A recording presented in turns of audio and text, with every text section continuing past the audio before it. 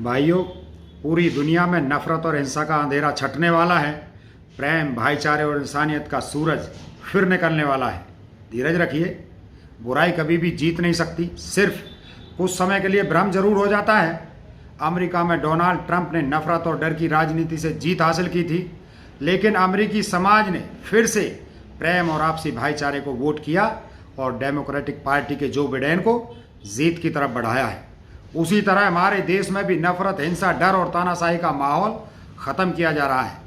आपने भी देखा, मोदी जी ने खुलकर ट्रंप का समर्थन किया और अब जब ट्रंप हार रहे हैं तो भारत की छवि पर कितना बुरा असर पड़ा है, ये सिर्फ समझदार लोग ही समझ पाएंगे। फिर एक बार ट्रंप सरकार के नारे लगाने वाले भारत के अकेले प्रधानमंत्री हैं मोदी जी, जिन्होंने प्रधानमंत्री पद की गरिमा भी ट्रंप के चरणों में रख दी थी। नमस्ते ट्रंप की चापलूसी का खामियाजा कोरोना महामारी से चुकाया हमने। अब ट्रंप की हार का खामियाजा भी भारत के माथे आएगा, जबकि जनता का इसमें कोई दोष नहीं था।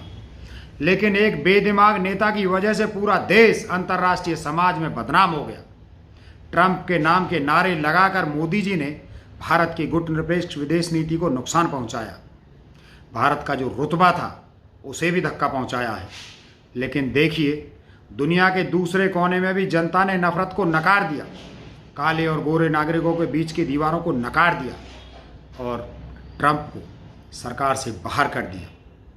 यही काम भारत की जनता भी कर रही है और जनता का जो भरोसा फिर कांग्रेस की तरफ लौटा है, उससे ही हमें ये ताकत मिली है कि पंजाब में कांग्रेस सरकार ने मोदी सरकार के किसान बिल के खिलाफ कानून पास किया और अब राजस्थान की कांग्रेस सरकार भी किसानों के हित में कानून बना चुकी है। मध्य प्रदेश में भी पूर्व मुख्यमंत्री कमलनाथ जी ने घोषणा की है कि कांग्रेस की सरकार बनते ही किसानों के विरोधी केंद्रीय बिल के खिलाफ कानून बनाएंगे। ये सब बताने का मतलब ये था कि धर्म के नाम पर पाखंड और राजनीति के नाम पर केवल नफरत और डर का माहौल, डर का व्यापार जनता के सामने आ गया है। ये 2020 भी गुजरने वाला है। आने वाला समय हमें मिलकर सुरक्षित और मजबूत बनाना है।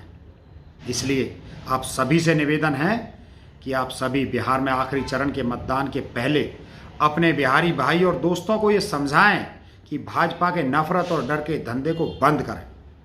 देश हो या प्रदेश, हर जगह इंसानियत पहले होनी चाहिए। जब एक राष्ट्र है तो जाति धर्म का भेद क्यों कर रहे हैं? चाहे मोदी जी हों या योगी या कोई भाजपा नेता सिर्फ और सिर्फ नफरत का प्रचार कर रहे हैं। किसी के पास विकास की बात नहीं है। नीतीश सरकार ने क्या हित किया, लोगों को बताने के लिए कुछ नहीं है। इसलिए सिर्फ डर और हिंसा की बातें करके लोगों को भड़काने की कोशिश कर रहे हैं। लेकिन आप सभी अच्छे बुरे का ध्यान रखें। अगर हमने नफरत के बीज बोए तो नफरत ही फलेगी और हमारे आने वाली पीढ़ी को हम नफरत के जंगल में छोड़ जाएंगे, जिसके लिए आने वाला कल हमें कभी माफ़ नहीं करेगा। इसलिए भगवान श्री राम की करुणा, श्री कृष्ण के प्रेम, नानक साहब के भाईचारे और पैगंबर साहब के इंसानियत और ईसा मसीह के भगवान में अडिग आस्था के संदेश को फिर जागृत करें और एक होकर नफरत को हराएं। जय हिंद, जय जवान, जय किसान।